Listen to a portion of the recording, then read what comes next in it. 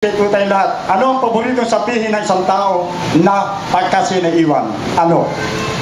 Paborito ito pagka naiwan sa handaan. Handain kang alimango sa Hagunoy. Kahapon, no? Sayang. Sayang!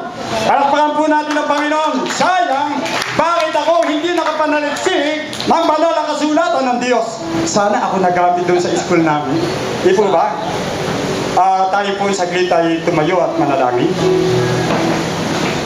Dakilang Diyos, alam po namin, Panginoon, na wala kaming kakayahan. Ngunit Ikaw lamang, O Diyos, ang makapagkakaloob sa amin. Salamat, dakilang Diyos, sa iyong biyaya, sa iyong mga pagpapala, sa iyong himala. Na alam po namin, Panginoon, na Ikaw ay nasa kalagitnaan. At ngayon ay tutugon sa mga pangangailangan ng aking mga kapatiran.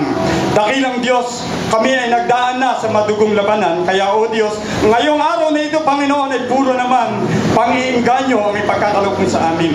Dahil ito ang sabi mo, dakilang Diyos, kung kami ay tatawag iyong tutugunin, ipahayag mo sa amin ng mga bagay maiwaga na hindi namin naunawaan. Dakilang Diyos, marami pong salamat. Ito po ang samo namin dalangin na may papurit pa sa salamat sa pangalan ni Jesus. Amen. Palakpakan po natin ang Diyos.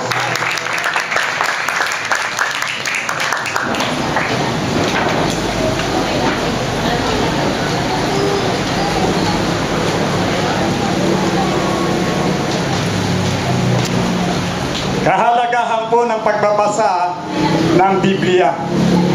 Napakalaki pong kahalagahan, katulad nga po kanina na sinabi, na sabi po kay Josue, si Josue po ay matagal lang na mayapa. Ngayon po, pag ako po'y nagbabasa sa akin pong pakikipag-ugnayan sa Diyos, anuman po ang makita ko, inaangkin ko na sa iyo pidringan. Lord, dunay na ipinagkaloob mo sa akin na huwag kong kaliligtaan basahin ang kasulatang iyon at dili-dilihin mo sa gabi at araw upang iyong maisakatuparan sa gayong giginhawa ka at magtatagumpay. Sino po rito ang mga taga-Bulacan? Taas ang kamay. Ano po ang marka ng mga taga-Bulacan? Hindi naman ako manunula at hindi rin ako makata. Ako'y isang anak ng mangingisda. Ibig sabihin po niyan, bakit po tayo tinagurian ng ganyan? Napakagagaling po natin magmemorya. Amen? Palakpakan natin ang Lord. Tunay na iyan po ang markang ibinigay sa mga Bulakenyo. At ako pinagkapasalamat at ako po ay ikinanganak sa Bulacan, sa Malolos, ang lahi namin. Pero sa Hagunoy po ako, tinubuan ng tenga. Yan ang mga salita ng mga Bulakenyo, no? At kahapon niya po, yung aming reunion ng mga Torres, hindi po ako nakarating dahil ito nga po ang gawain. Dahil sabi ko nga, darling, dalawa nga kita, kaya ayoko may makaagaw. Baka makaagaw rin ni Alimango, yung mga, hindi ba? Ay high blood ako, lugar na narito ako. Sayang! Dapat nakapag-preach ako rin hindi ba? Yun po. Mga kapatid, ang kabiling-bilinan kay Josue, hindi sa atin. Sino po mga ama ng tahanan diyan? Tayo po, tayo mga pinuno. Bagamat hindi tayo pinuno ng malaking bansa, pero pinuno tayo ng sambahayan. Kaya kabiling-bilinan sa atin, huwag mong kaliligtaan basahin ng kasulatang iyon. Alam po ba ninyo kung sino rin ang nagpapayo niyan? Pangatlong presidente ng bansang Amerika. Naalala nyo kung sino yon? Yung po si Thomas Jefferson. Dahil taga-Hagunoy ako, pabayaan nyo nila, matigas ako magbibigas, Si Thomas Jefferson po, ang pinakapangatlong presidente ng bansang Pilipinas. Binago ko po ang words nito dahil na masagwang pakinggan. Ito po nga sinabi ni Tomas, yun daw po nga tao na matalino, hindi maiiwasan ang katotohanan. Kung kawawa ang kanyang kaisipan, kung walang kaalaman sa salita ng Diyos. Kadluan ng kalayaan, kadluan ng katalinuhan, kadluan ng katotohanan. Iyon po ay makapangyarihan noong kapanahunan niya, amen? Pero siya po ay naninindigan sa salita ng Diyos. Sino po riyan ang walang Biblia? Taas ang kamay. Ang mga may Biblia. Kahit saan po ako mag-preach, ganyan ako. Mayroon pong binubukulan. Totoo po. Sino po may bahay dito? Taas ang kamay. Benta po nyo bahay ninyo kung wala kayong Biblia. Bakit? Dahil ito po ang kaligtasan ng bawat isa sa atin. Kawawa po tayo, high-tech nga, Pero yung baril natin, hindi natin dala. Bakit po? Dati po ako ang Forces of the Philippines, isa pong branch. Hindi po namin kinalilimutan ang aming Armalite. Meron pa akong M60. Bakit po? Dahil ako isang machine gunner. Alam po ninyo, napakasarap po ng maraming sandata ka. Pero kinakalimutan mo ang unang pangunahing sandata mo na kaloob ng Panginoon. Bakit po? Pinahalagahan ba natin? Naniniwala ba kayong hindi umiibig ay pwedeng magkaloob? Pwede kayo magbigay, di ba? Kahit hindi kayo umiibig. Pero yung umiibig, hindi po pwedeng hindi magbigay. Yan po ang Diyos, di po ba? Gayon na lang ang pag-ibig ng Diyos sa sanlibutan. Ibinigay niya ang kanyang bugtong na anak upang ang sino mang sumampalataya sa kanya hindi mapahama, kundi magkaroon ng buhay na walang hanggan. Eh ito po, alam po ba ninyo kung ilang libong taon lang na po? 1,600 years! Tapos hindi natin dadalhin. Parang nakakahiya kay Lord hindi po ba? Kasi po, alam po ba ninyo mga kapatid, hindi pa niyo ako kilalang lubusan. Ako po ay nagbimisyon. Ako po, sino po yan? Lingkod po ng Diyos. Ang dala ko po ay mabuting balita at masamang balita. Magugulat po yun. Ay sabihin namin yung mabuting balita. Mabuting balita, hindi na po kailangan po.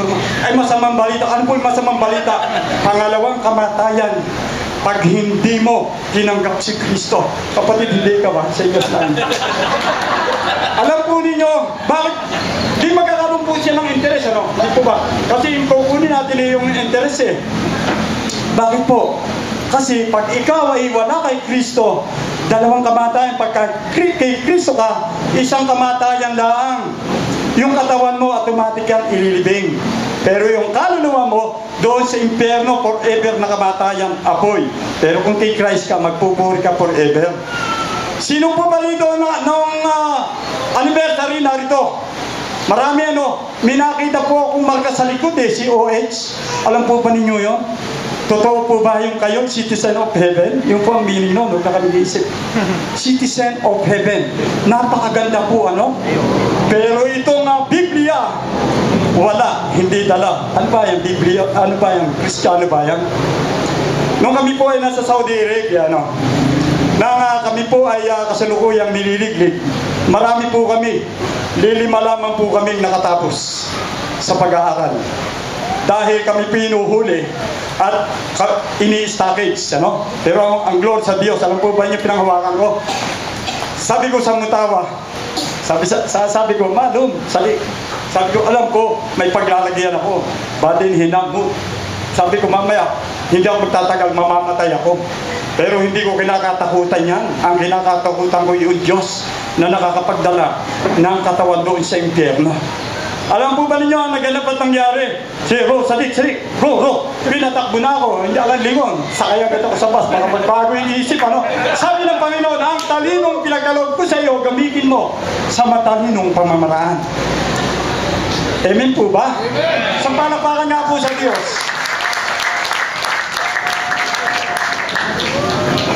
Mga kapatid, nilakihan ko talaga para hindi ako salamin talaga naman totoong na pa-senior na. Ewan ko si Pastor, kayo kayo senior na. Ako isang taon pa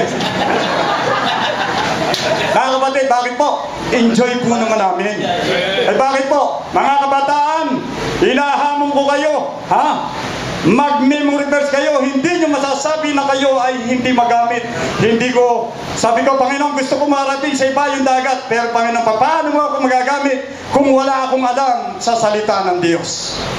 Sinabi po, yung pinakakinuha ko pong team dito, pagmasdan po ninyo ang Diyos at ang katauhan ng lingkod niya na dating pumapatay, ang dala ngayon ay bumubuhay. Sabi ng Panginoon, mapalad ang taong hindi naaakit niyong masasama upang sundan niya ang kanilang payot maling halimbawa. Hindi sumasama sa sino mang tao ang laging atikay, pagtawanan lamang at hamak-hamakin ng Diyos na dakila. Nagagalak siya laging may saliksik ng banal na aral, ang utos ni Yahweh siyang binubulay sa gabi at araw. Ang katulad niya isang punong kahoy sa tabing batisan, sariwa ang dahot laging namumunga sa kapanahunan. Ano man ang gawin ay nakatitiyak na magtatagumpay. Biluin nyo, katauhan mo, itinanim ka sa siping ng tubig, namumunga ka kahit hindi ka panahunan. Mga kapatid, bakit po? May pangyayari po sa akin, nag-aaral yung 2 bata ngayon, nagtatrabaho, nagbimisyon ako. Totally wala kami trabaho mag-asawa. Dumating ang isang kaibigan kong tirador. Tama-tama yan, pastor, hindi ka halata. Isang ulo si Sentamil. Sabi ko, demonyo, layuan mo ako sa pangalan ng Jesus. Pero alam po ba ninyo, ninanamnam ko yun eh.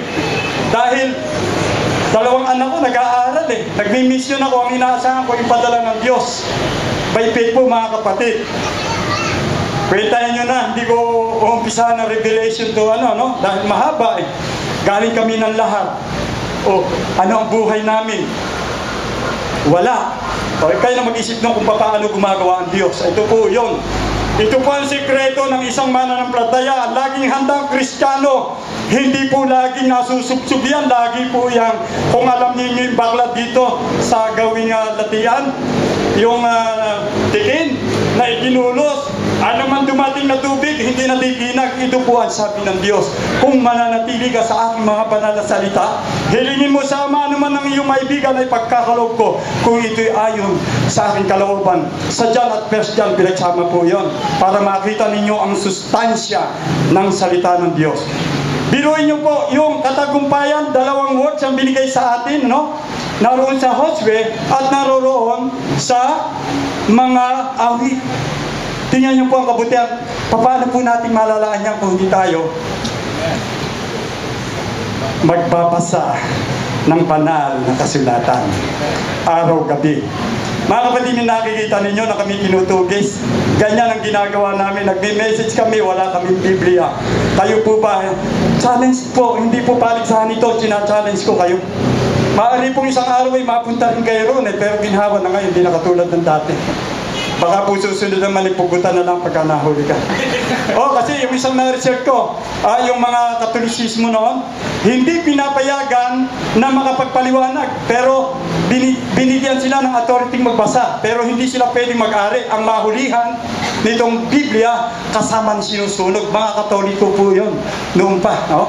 Kaya po mahalaga yung nananaliksik tayo. 1,000 taon, 600 taon, bago nabuo ito, at ilang taong ginamit? 40 katao. Iba-iba, mayroong hari, may reyna, may doktor, at may abogado. Alam po ba ninyo yung kung ilang letra to? 3,566,140. Mga kaibigan, mga kapatid, nawapoy na-encourage kayo, Ito po na sinabi po sa akin ni Pastor. Pastor, ilang buwan na ba? 1 buwan. Hindi ko po tinigilan. Ganun po pag ako'y tinawagan sa gawain ng Diyos. Ganun ko po siya ina-appreciate. Bakit po? Wala po akong kabuluhan tao.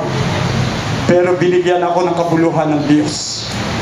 Dahil binigyan ako ng buhay na walang hanggan. Pero ngayon po, ayon po sa banal na kasulatan, yun lamang magtatagumpay. 3 puntiin ang ating pupuntahan. Pwede po ba kayong mag-adjust kahit 2 oras? Hello? Pwede po ba kayo? Yung say amen po. Say amen po ba? Ako'y kalahating oras lang. Iwanan ko kayo. Mga kapatid, masyado kayo magugulatin eh. Pare-pareho tayong Bulakenyo. Minsan po nang sinabi ko na nasa tamesa ako, nag-alsahan eh. Hindi, hanggang kalahating oras lang ako. Balik kayo. Alam po ninyo, napakasarap po yung lagi kang nakikipag-ugnayan sa Diyos. Ito po ay patuloy na nating nabubuklat sa banal na kasulatan, yung panalangin na unang Samuel 1:12 hanggang 15. Habang nananalangin si Ana, pinagbastan siya ni Eli. Kumikibot-kibot ang kanyang labi, ngunit hindi marinig ang kanyang tinig sapagkat nananalangin lamang siya sa sarili. Dahil dito ay nakala ni Eli na siya lasing, kaya lumapit ito at sinabi, tama na yan, umuwi ka na muna, matulog ka para mawala ang pagkalasing mo. Hindi po ako lasing, sagot ni Ana, hindi po ako tumitikim ng alak. Ako po'y aping-api at idinulog ko lamang kay Yahweh ang aking kalagayan. Mga kapatid, ang panalangin po, ipinakita po rito ang sample na ginawa ni Ana, na totoong naganap, na alam po ba yung sample? Hindi po siya lumaban ng taktakan, tinataktakan siya, aping-api. Ano po ang ginawa niya? Yung po ang dapat na makita sa atin. Yung pagpapakumbaba sa Panginoon, iluhog natin sa Diyos. Panginoon, ikaw lamang ang gagawa ng himala. Yung ako'y nilalait, ako'y aping-api. Panginoon, bigyan mo po siya ng ibayo pang pagpapala. Kaya po ba ninyo yun? Galit ka sa akin, kapatid. Pero ako hindi galit. Pinapanalangin mo sa akin madapa ka sana. Ako naman, Panginoon, pagpalain mo po siya, bigyan mo po siya ng lahat ng kanyang pangangailangan at baguhin mo ang kanyang buhay. Hindi po pupunta sa iyo yun, sa akin din. Dahil yung panalangin mo, galit ka sa iyo rin yun. Kaya, ano po sinasabi ng Panginoon? Gawan ninyo ng kabutihan ang gumagawa sa inyo ng kasamaan. Mga kapatid, kaya po ang pinakamahalaga po rito yung pananaliksik Pagka nasa liksik po natin sa ating pakikipag-ugnayan sa Diyos, mananalangin po muna siyempre tayo. At ngayon po, magkaroon po tayo ng take note, Mayroon pong evaluation yan Sabi mo, ano ba evaluation? Paano po ako ng isang linggo na isang buwan? Mukha atang ako'y mababa kay Lord. Nakuha nyo? Tapos ito pa po, nag-aaral kayo, siyempre may observation at may interpretation. Alam po nyo, hindi kayo magtataka dahil hinihingi ninyo kasi pagka sinabi nyo nagtataka, hindi kayo nananampalataya. Meron kayong gano'n, Hindi po gano'n, yung gano'n lang. Hindi kayo magpirmi, yun ang ibig sabihin, sa pananalig mo sa Diyos. Ito po ang sabi ng Panginoon basta anak, humingi ka sa akin. Makikita mo po yung pagsunod ni Peter, dahil ito po ang sumunod ngayon sa panalangin. Pagkatapos niyang magsalita, sinabi kay Simon, pumalaot kayo at hiulog mo ang lambat upang manghuli. Guro, magdamag po kami nga napagod at wala kaming nahuli, ngunit dahil sa sinabi niyo, iuhulog ko ang lambat. Gayon nga ang ginawa niya, sa dami ng kanilang huli ay halos magkasisira ang kanilang mga lambat. Sa tanang buhay ko po, ako'y anak ng isda. Nakasama po ako ni Amang doon sa dagat. Hindi po kami nakahuli ng maraming isda. At ako pinamahala ng 14 hectares dito sa Bulacan, ng Plaisdaan, maging sa Ubando noon po. Ay sadya po, naghuhulog kami ng laksa, yuta. Alam ba ninyo yun? 10,000, 100,000. Pero hindi namin nahuhuli lahat pagka aming pinupukot. Hindi po katulad dito, halos magkansisira ang lambat sa dami. Bakit po? Yung po ang gawa ng himala ng kababalaghan ng Diyos nang sumunod si Simon. Maaari po sasabihin nyo, noon lamang sa Bible, nangyari yan. Nakasama po ako Kasama ko rin manggagawa Hindi na pastor, hindi na, nangyari na yan. Hindi. Di walang kabuluhan ka kung sinabi ng Panginoon. Naniniwala ka ba kung totoo? Lahat ang sinabi ng Diyos. Amen. O hindi ka ako, ano sabi ng Panginoon? Ito ako kapatid pakinggan mo. Maglalaho na lahat ng bagay sa sanlibutan. Isa man sa kanyang sinalita ay hindi mawawala ng kabuluhan. Amen. Ay sinabi po sa mga ngaral ang buhay ay pag ganun-ganun lang yun at yun din ang ibig sabihin sa katagalan bago nangyari, nalimutan na dahil halimbawa po nangyari ang kaguluhan dito sa EDSA. Patayin na tayong lahat. Hindi ako lang, tayo ng lahat. May makakaalala pa kaya? 10 taon lang? Wala na. Kita po ninyo. Kaya kung tayo susunod sa Diyos, nakakakita tayo ng himala, kababalaghan gagawin ng Panginoon. Napakarami na po namin nakita niyan. Sana po kayo man maraming makita na kilos ng Diyos. Sino po rito ang hindi nakikita ang kilos ng Diyos araw-araw? Taas nga po ang kamay nang hindi nakikita ang kilos ng Diyos. Kung mayroon po rito, mabahala ka kaibigan. Umpisahan mo ngayon pag-upo sa Diyos. Sino ang mamahala sa iyo? Yun lang po paalala. At nawa po'y wala rito. Tingnan po natin na yung pananampalataya. Sa Mateo 9:20 hanggang 22, Sumunod din ang isang babaeng may 12 taon ng dinudugo. Lumapit ito sa likuran ni Jesus at hinipo ang laylayan ng kanyang damit. Sapagkat sinabi niya sa sarili, mahipo ko lang mga laylayan ng kanyang damit, ay gagaling ako. Bumaling si Jesus at pagkakita sa kanya, sinabi, anak, lakasan mo ang iyong loob, pinagaling ka ng iyong pananalig. Noon din gumaling ang babae. Mga kapatid, unang taon hanggang 5 taon, napakarami niyang mga kasangga. Mga sanggang dikit. Yung po bang sakit na itong cancer na ito, mabango. Malansa po yan. Pero, napakabango mo naman, mare. Sabi po ng mga kasangga, yun po yung sinasabi ko sa inyo, observation, interpretation. Wala po yun dito. Baka ma-misinterpret nyo, hanapin nyo mamaya sa bahay. Wala po. Yun po ang sinasabing observation at interpretation. Para mayroon po kayo na talagang kinakasiyahan kayo ng banal na Espiritu. Siya po nagbibigay noon. Wala po tayong katalinuhan. Ay di, sa loob pa po ng 10 taon, mapera pa eh. Marami po siyang kabuhayan eh. Doon po sa sumunod na mga kung nabasa po ninyo. Pero naririnig na po niya yung pangalan ni Jesus. Nagpapagaling ng may sakit, nagpapadilat ng bulag, at bumubuhay ng mga patay. At nang dumating po ang 12 taon, talagang sabi nga po sa Bisaya, hurot na gyud. Wala na talaga siya. Wala nang pera. Mapipulos. Sabi nga po sa Arabic, mapipulos sa dik. Wala na akong pera, kaibigan. Ano po ba nangyari? Mahipo ko lang mga laylayan ng damit ni Jesus. Gagaling ako. Biruin niyo po, laylayan. Nasaan po yung laylayan? Hindi po dito dahil iyon nakasatan eh. Di halos po gumagapang siya. Siguro nasisipa pang ganyan eh. Pero hindi po niya alintana yun. Dahil siya mahirap na. Wala nang alalay.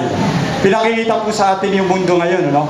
Pero doon po natutuwa ang Diyos. Pagka ikaw walang-wala nang lalapit, wala ka nang ipagmamalaki, si Jesus ang lalapitan mo. Noon din, papagalingin ka ng Panginoon. Amen? Palapakan po natin ang Diyos. Mayroon po ibig sabihin sa inyo yan, mga kapatid. Ngayon, gumagawa ng himala ang Diyos. Naririto po kayo, hindi dahil sa inanyayahan, dahil hindi talaga kayo sa dito dumadalo, kundi ito ang kalooban ng Banal na Espiritu upang katagpuin lahat ang inyong pangangailangan. Maaari pong may kaguluhan sa inyong tahanan, siya po ang Diyos ng kaisan. Maaari pong kayo ay may kakulangan sa inyong pangkabuhayan, siya po ang magpuprovide ng lahat ng pangangailangan. Kung mayroon po may karamdaman, siya po ang magpapagaling. Kaya nga po sinabi rito, ang mga espiritual na kaloob, sinabi po sa Efeso 1:3, magpasalamat tayo sa Ama ng ating Panginoong Hesukristo, pinagkalooban niya tayo ng mga pagkapalang espiritual. Tanong, minta mahal pa akong tanong eh. Ano ang una? Problema o solusyon? Sagot. Come on. Ano ang una? Solusyon o problema? Problema. Dahil tayo nasa Biblia ang sasagot. Sinabi po rito ng Panginoon, nilikha ko na ang lahat ng bagay. Lahat, wala nang pinuwera, nariyan na shelter, nariyan na garment, may garment na po ng araw. Baka akala nyo, di ba? Ano papaproblemahin yung lahat yan, didiyan na bago nilikha ang tao. Lahat ng problema ay binigay na ng Diyos sa mga tao, pero inuna ang solusyon. Bakit po tayo binibigyan ng problema at pinahihintulot ng Diyos? Puro ginahawa eh, wala nang magpupuri sa Diyos eh.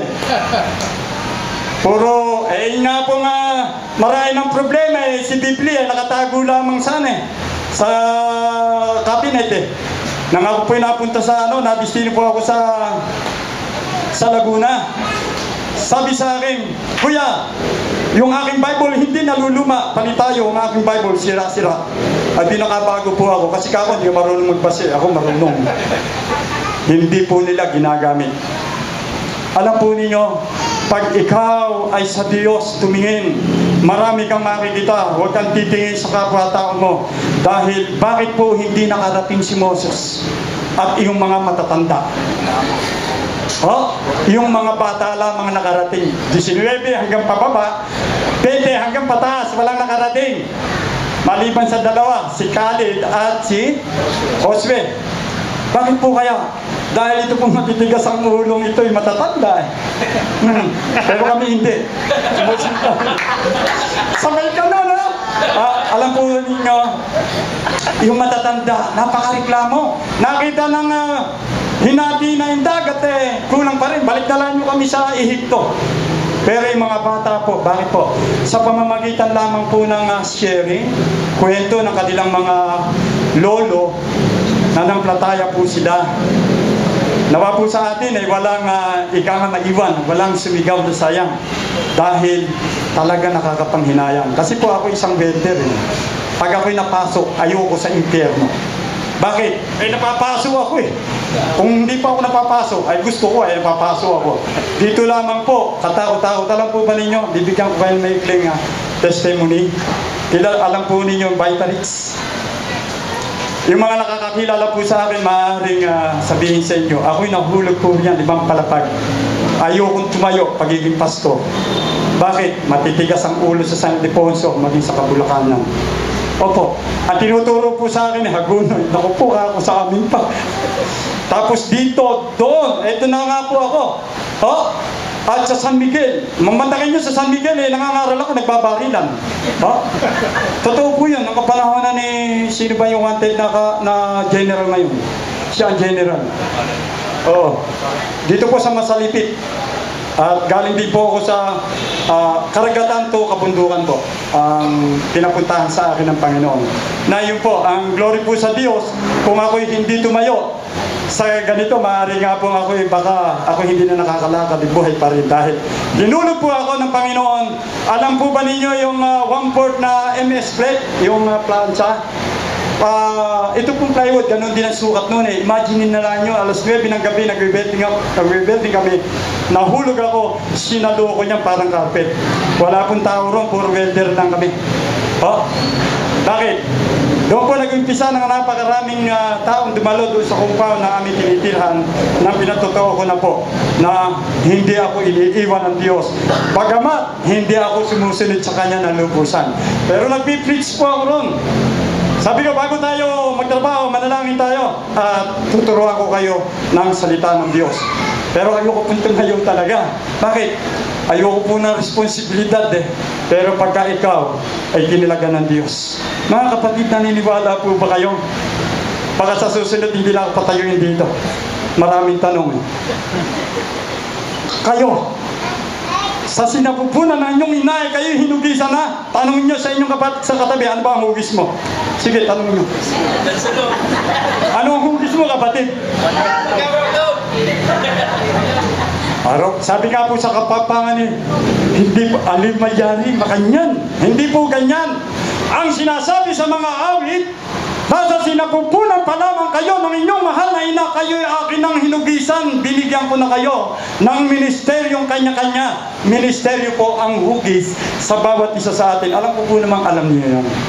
Baga sa alam po na kailangan po ay masusing pag-aaral sa salita ng Diyos. Huwag na po nating hintayin na mapunta pa kayo sa bawal o pagbawalan po kayo in public manalangin. Alam po ninyo, napakabuti ng Diyos.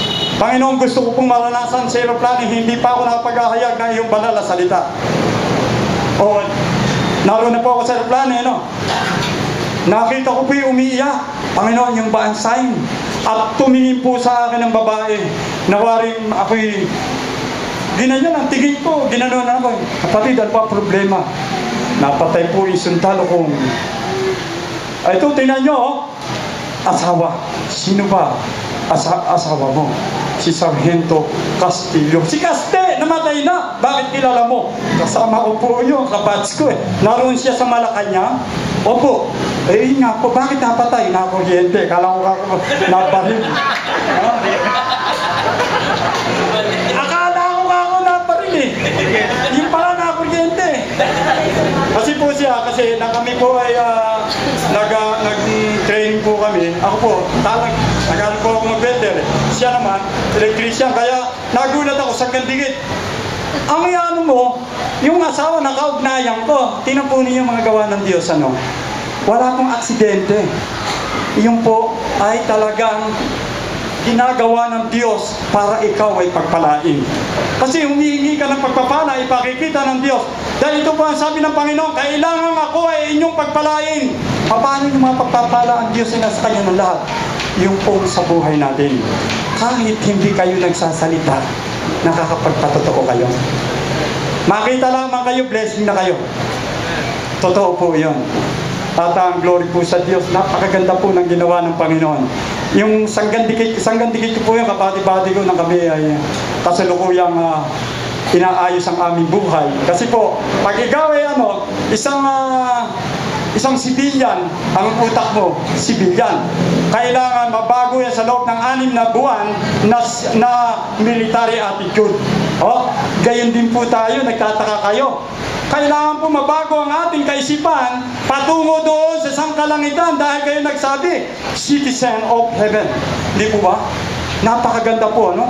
Napakagandang adhikain ng bawat isa sa atin. Nawa po walang maiwan, walang sumigaw na sayang dahil tayo nagbubuklat ng banal na kasulatan, tayo nananalangin, tayo sumusunod, nananampalataya sa Diyos, kaya po walang maiiwan. Sangayon po ba kayo? Amen! Palakpakan natin ang Lord. Totoo po na napakasarap maglingkod sa Panginoon. Alam po ninyo, ang nakikita niyo sa buhay namin, iyan po ang mga pagpapalang sinasabi ng Panginoon. Alam po ninyo, ang Diyos, binigyan po ako ng gift. Panginoon, makakatapos ang aking mga anak. Ano sasabi ko ng pastor? Kasama ko pastor, kasama ko pa. Hindi totoo yan. Totoo yan! Yan ang sabi ng Panginoon. Manalangin ka, manampalataya ka sa mga bagay na hindi mo nakikita na tunay na darating. Amen?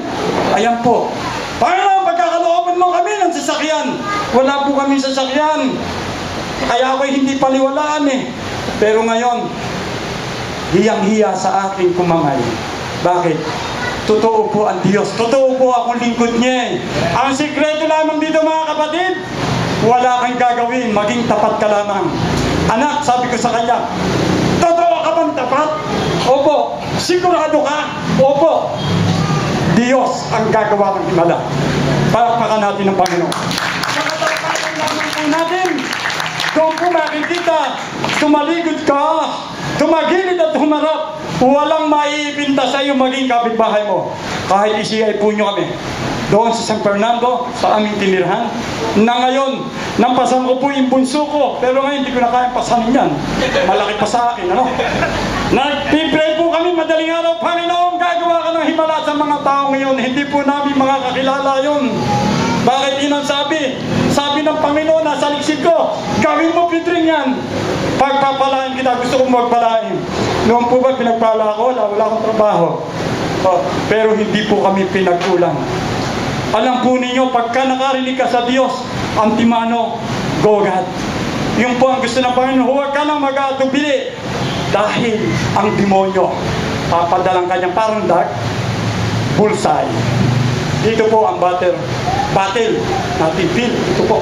Pag kayo'y kulang sa babad, sa present ni God, at sa kanyang salita, pasok, huwag kang maniniwala sa sinasabi ni Pastor Pedro, hindi totoo yan. Pero kung kayo po ay puno, mataba ang inyong pananalangin, maniwala ka, totoo lahat ang ginagawa sa kanilang buhay. Amen! Purihin na Diyos! Tayo kung lahat ito kayo, awitin po natin yung How Great Thou Art bilang response sa Panginoon, yung pong chorus lang. Mga kapatid, ang sino pang nagdanais na ipanalangin, lumapit po kayo. Diyos ang tutugon ng inyong mga pangangailangan. Siya Diyos ng himala, Diyos ng kagalingan, at Diyos ng pagpapala. Gawin po natin isang marubdib ng panalangin. Vengeance my soul, God glorify your name, God. Your Majesty, your King of Kings, Son of the living God. You are holy, your Majesty, your King of Kings. Purihin ka, Panginoon. Pinupuri ka namin, O Diyos. Inuluwala Panginoon. Lord, nakikita mo ang iyong mga lingkod at hinirang. Hindi man po sila lumapit, Panginoon. Alam mo ang iyong pangangailangan. Alam mo lahat, Panginoon. Mayroon sa kanilang kaguluhan. Dakilang Diyos, ikaw po ang Diyos ng kaisan. Dahil ang mga espiritual na pagpapala, you are Jaira, Rapa, Rubi, Nisi, Chigino, Shalusiana, Elohim, Elion, Adonai, Elohim, Ikadia, Sabuat, Elion, Rubi. Panginoon, salamat sa mga pagpapalang espiritual na ito na ipinagkalawag mo sa amin. Ikaw noon, ngayon at magpakailanpaman. Lord, gagawa ka ng himala sa aming mga kapatid ngayon, Panginoon. Maging sa aming mga awit, Panginoon, sa aming mga manunugtog at sa aming mga nangungunang pastor, dakilang Diyos. Iba yung pagpapala, aming pagkaloob po sa kanila at patuloy silang magamit, Panginoon, lalo pa sa maraming walang nakakaalam na iyong salita. O, purihin ka, O Diyos. This is my soul, my Savior God, to Thee. Lord, glorify your name, O God. How great Thou art, how great Thou art, how great Thou art. At the last time. This is my soul, my Savior God, to Thee. How great Thou art. Lord, glorify your name, O God. Purihin ka, O Diyos. How great Sa iyong Thou kapurihan at kalawalhatian. Oh, hallelujah. This is my soul, my Savior God, to Thee. How great Thou art. How great Thou art. How great Thou art. How great Thou art. Panginoon, marami pong salamat. Ito po ang samo naming dalangin na may papuri pa sa salamat sa pangalan ni Jesus. Ang lahat po ay magsasabi ng Amen.